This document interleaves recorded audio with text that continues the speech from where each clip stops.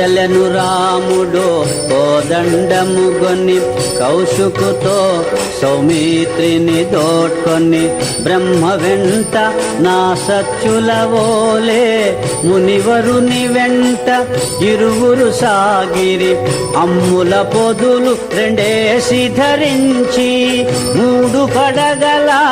నాగుల బోలిరి ఉడుము చర్మముతో చేసిన తొడుగులు రెండు చేతులకు కుదురుగా దొడిగిరి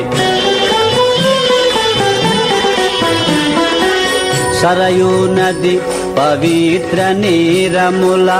ఆచమించి శుచి అయిన రామునకు ఆకలిదాపులు అలసటలుండని అసుర వీరులు ఎదిరించలేని ముల్లోకముల సకల విద్యల ఎదురులేని మహామహిమలు గల బల అతి బల అనుమంత్రముల ఉపదేశించెను విశ్వామిత్రుడు కోటి సూర్య సమాన తేజుడై వెలిగెను రాముడు మంత్రసిద్ధుడై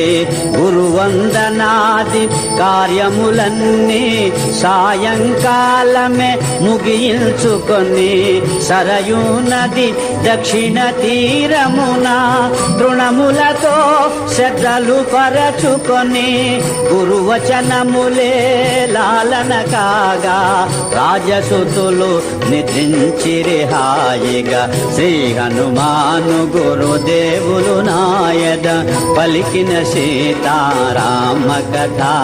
నే పలికద సీతారామ కథ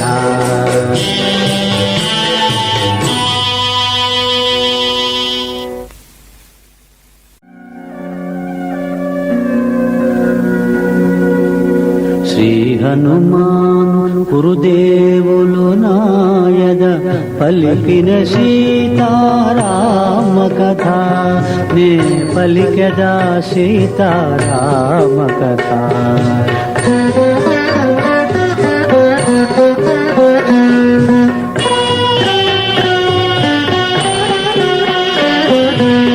కౌసల్యా సుప్రజారామా పూర్వ సంధ్యా వేళాయలెమ్మ నియమిత కర్మలు ఆచరించుమా పెందల కడనే వెడలవలెసుమా అనుగాధేయుని మేలు కొలుపు విని రామలక్ష్మణులు నిద్ర మేలుకొని స్నాన సంధ్యలను ముగించుకొని మునితో వెడలిరి అనుసరించుకొని